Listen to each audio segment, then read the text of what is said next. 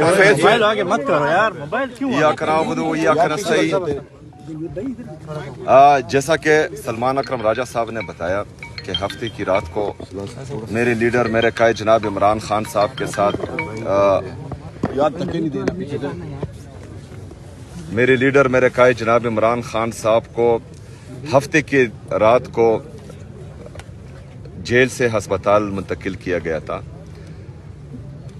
سب سے پہلا سوال تو یہ ہے کہ ہمارے لیڈر جناب عمران خان صاحب کی صحت کی حالت اس حد تک پہنچی کیوں کہ ان کو ہسپتال لے کے جانا پڑا۔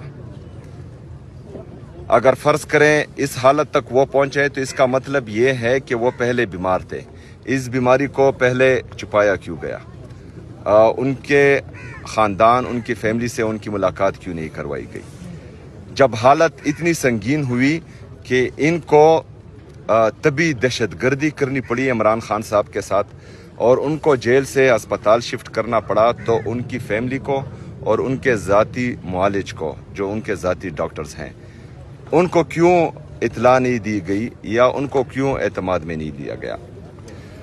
سب سے بڑا اور آخری سوال کہ ہفتے سے لے کر آج جمعرات کا دن ہے، ہفتے سے لے کر آج تک اس بات کو چھپا کر کیوں رکھا گیا؟